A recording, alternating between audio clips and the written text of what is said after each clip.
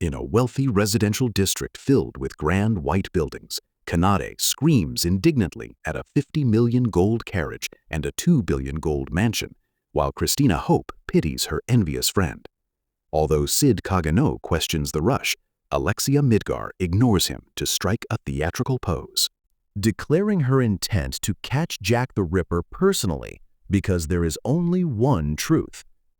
While the princess rambles about reflecting sun rays to find clues, Cid senses a powerful mana signature and frantically screams about needing to defecate right on the street. Kanade dubs him "he who poops" before fleeing the scene, allowing Cid to slip away to a secluded alleyway near the academy walls where Delta's voice booms in the distance. The wolf Beastkin launches herself at her boss with a tackle hug, but freezes in midair and sits submissively when Cid hits her with a sharp command. After complaining about the order to stay, Delta explains her daily routine of napping and hunting, before revealing she was sent by Alpha to track down the missing Zeta. The wolf girl sniffs Cid's neck, noting a faint scent of the she-cat, which prompts a moment of reflection before a panicked voice calls out from the bushes. A small beastkin named P collapses from exhaustion in the overgrown garden, and Cid is internally horrified to learn that the chaotic Delta has somehow acquired an official underling. Assuming the girl works for Mitsugoshi, Cid greets her, causing Pi to immediately drop into a groveling, worshipful bow upon realizing she stands before the organization's leader. While Pi shivers with delight at being looked down upon, the two beastkin whisper excitedly about their grand plan to build a pack of 1 million children with their master.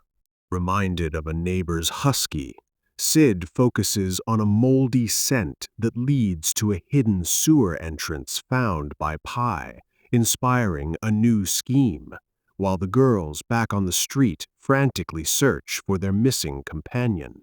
At the opulent Chateau Blanc, a servant interrupts Count White to announce that Princess Alexia is waiting at the gates with her group to offer assistance regarding the serial killer investigation.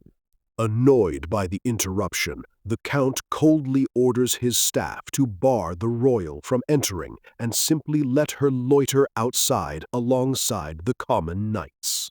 While striding through the interior hallways, White dismisses his nervous butler's concerns about slighting royalty, deciding he will simply placate the powerless girl with a banquet invitation once their current crisis is resolved.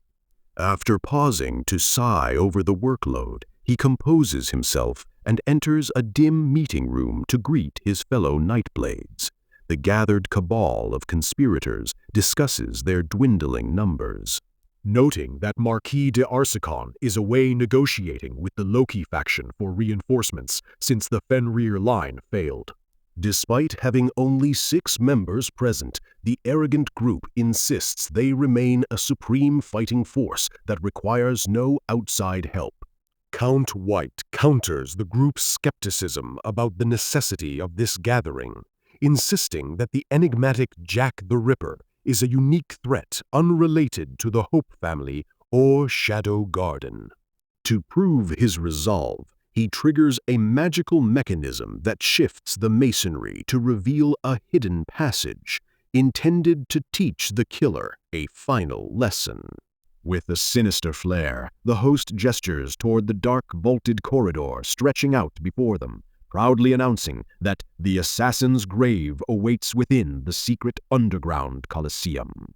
The video ends here, but the story isn't over yet.